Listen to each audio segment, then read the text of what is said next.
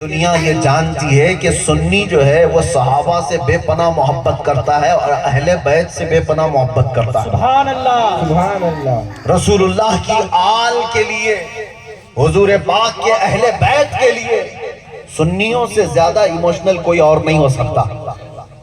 باتیں بڑی بڑی کی جاتی ہیں، ہاں کچھ جماعتیں ہیں جو ماتم کر کے سمجھتی ہیں کہ اہل بیت کا ہم نے حق ادا کر دیا۔ ماتم کرنے سے اگر اہل بیت کا حق ادا ہو جاتا میرے عزیز، وہ اہل بیت ہیں جنہوں نے لمبی داستان ہے۔ امام حسین کی ہی شہادت آپ نے سنی نا، اہل بیت میں ایک نہیں جتنے آئے اس کے بعد سب کو دنیا نے آزمایا ہے۔ امام حسین کے بعد امام زین العابدین کے ساتھ کیا کیا، امام باقر کے ساتھ کیا کیا گیا، امام موسیٰ کاظم کو 7 سال تک جیل میں رکھا گیا اور زہر دے کر کے مارا گیا، ان کا جنازہ جیل سے نکلا ہے۔ امام جعفر صادق کے بیٹے، اماموں میں ایک امام محمد بن حسن عسکری، 20 سال تک ان کو جیل میں رکھا گیا تھا۔ ہم تو 8 مہینے کاٹ کر کے آئے اور دیکھ رہے ہیں، اور لوگ جو ہے یہ سمجھ رہے ہیں کہ بہت بڑی منزل طے کر کے آئے، میاں کچھ بھی نہیں۔ اہل بیت کے سامنے ہم تو ایک ذرے کے برابر بھی مصیبتیں نہیں اٹھائے، انہوں نے جو مصیبتیں اٹھائی ہیں۔ امام موسیٰ کاظم کے بارے میں نے پڑھا تھا کہ 7 سال تک ان کو سورج بھی دیکھنے نہیں گیا، دن ہے یا رات ہے ایسی کوٹھری میں رکھا جاتا تھا۔ ان سب مصیبتوں کو وہ برداشت کرتے ہوئے آئے، تو کیا صرف آج بیٹھ کر کے مرغے کھا کر بکرے کھا کر 2 بار سینہ پیٹ لیں تو اہل بیت کا حق ادا ہو جائے گا؟ اہل بیت کا حق ادا نہیں۔ اور اسی طرح صحابہ کرام کی مصائب جو ہیں وہ بھی بہت بلند ہیں۔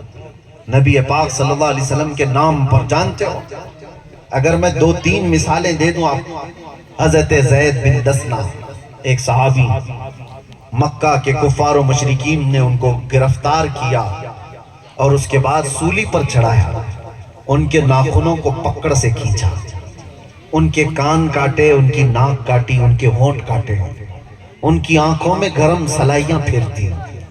یہ سب ہونے کے بعد حضرت زید بن دسنہ کو ان لوگوں نے سولی پر شہید کر دیا۔ اسی طرح ایک صحابی خبیب ابن عدی، ان کو بھی اسی طرح سے مارا گیا تھا۔ اور ان صحابہ کو کفار یہ کہتے تھے کاش تمہاری جگہ اگر محمد ہوتے تو، معاذ اللہ رب العالمین، وہ صحابہ جسم کے ٹکڑے ہو چکے تھے، ان کے خون جگہ جگہ سے رس رہا ہوتا، تب بھی جلال میں آ کر کے کہتے خبردار، ہم 1000 ٹکڑوں میں بدل جائیں گی، ہمیں گوارا ہے، ہمارے نبی کے تلووں میں کانٹا بھی چبھے ہمیں گوارا ہے۔ اللہ اکبر، یا رسول اللہ۔ یہ صحابہ کرام رضوان اللہ تعالیٰ علیہ مجمعین کی قربانیاں، اہل بیت کی اپنی جگہ پر، صحابہ کی اپنی جگہ پر۔ صحابہ کرام میں آپ کو پتہ ہے حضرت سیدہ سمیہ ایک صحابیہ ہیں، ان کو ابو جہل کے جتنے گنڈے تھے سب نے گرفتار کر کے گھوڑے کے پیروں سے باندھ کے دوڑایا تھا۔ جب گھوڑا دوڑتا تھا تو ان کی ایک ایک ہڈی سرکتی چلی جاتی تھی، اور جب گھوڑا دوڑتے ہوئے قریب آیا تو ابو جہل نے تیز ایک نیزہ ان کی شرمگاہ پر مار کر انہیں شہید کیا تھا۔ یہ اسلام کی سب سے پہلی شہیدہ ہے۔ جرم کیا تھا ان کا؟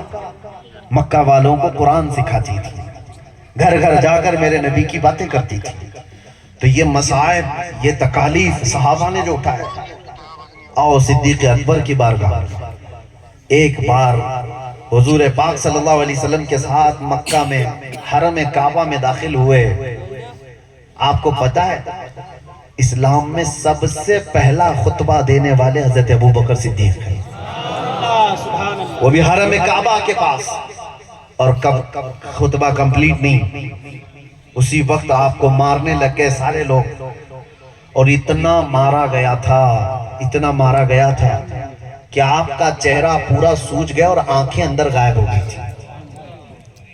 ہاں یہ میں بتا رہا ہوں آپ، بنو تمیم جس قبیلے سے سیدنا ابوبکر صدیق کا تعلق تھا، انہوں نے تو تلواریں نکال لی تھی یہ سوچ کر کے کہ ابوبکر شہید ہو گئے، انتقال ہو گیا، ہم بدلہ لیں گے۔ تو یہ باتیں چل رہی تھی، حضرت ابو بکر کو اٹھا کر گھر لایا گیا. ان کی والدہ موجود تھیں.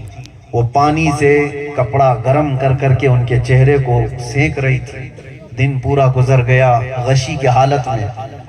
توجہ چاہتا ہوں میں یہ بات کیوں کہہ رہا ہوں. رات کے وقت آنکھیں کھلی, پورا نظر بھی نہیں آ رہا تھا. جیسے ہی آپ نے آنکھیں کھولی سب نے کہا الحمدللہ زندہ ہیں, ابھی زندہ ہے. اور سب ان کی طرف آ گئے گھر والے. ابو بکر اٹھو. حضرت ابو بکر نے سب کو غور سے دیکھا. سب سے پہلا جملہ آپ کا یہ تھا کہ اللہ کے رسول کی طبیعت کیسی ہے. لبیک لبیک لبیک یا رسول اللہ, لبیک لبیک لبیک یا رسول اللہ. میرے عزیزوں, سب سے پہلا ان کا سوال یہ تھا کہ اللہ کے نبی کی طبیعت کیسی ہے. تو ان کو بولنے والوں نے کہا ان کی وجہ سے تو اتنا مار کھایا ہے, تیری آنکھیں غائب ہو رہی ہے اور تو ان کو ہی پوچھ رہا ہے. پہلے ٹھنڈا دودھ پی لے, حلق تیری تر ہو جائے. پانی پی لے. کٹوری دودھ کی لائی گئی تو آپ نے ہٹا دیا اور کہا قسم خدا کی اس وقت تک ایک قطرہ بھی حلق میں نہیں ڈالوں گا جب تک رسول اللہ کو دیکھ نہیں لوں, جب تک میرے آقا صلی اللہ علیہ وسلم کو دیکھ نہ لوں. اور اس کے بعد اسی حالت میں رہے. یہ وہ دور تھا جب ابھی اسلام کو کھلے طور پر تبلیغ نہیں کی جا رہی تھی. کفار و مشرکین کا غلبہ زیادہ تھا. تو آپ کو بھیجا گیا. آپ کی ماں نے جا کر کے معلوم کیا تو حضرت عمر فاروق کی بہن تھی, انہوں نے بتایا کہ حضور صلی اللہ علیہ وسلم اس وقت زید بن ارقم کے گھر میں ہیں. وہ آ کر کے واپس ان کی والدہ خبر دیتی ہیں ابو بکر اللہ کے نبی سلامت ہیں, اب تو دودھ پی لو, پانی پی لو. حضرت ابو بکر کہتے نہیں مجھے لے کر چلو رسول اللہ کی بارگاہ. چل نہیں پاتے تھے. دو خواتین کے کندھے پر ہاتھ رکھ کر کے آپ کو اسی طرح سے لایا گیا. اللہ کے نبی صلی اللہ تعالیٰ علیہ وسلم اپنے حجرے میں بیٹھے تھے. جیسی ہی دیکھے حضور کھڑے ہو گئے اور اپنے سینے سے لگا لیا. سبحان اللہ. میرا ابو بکر آ گیا. یہ ابتدائی دنوں کی تکالیف کی بات میں کر رہا ہوں. یہ باتیں آپ کو اس لیے بتا رہا ہوں کہ سنی صحابہ کے نام پر بھی ایموشنل ہے اور اہل بیت کے نام پر بھی ایموشنل ہے. دونوں کے معاملات میں یہ بڑا جذباتی ہے.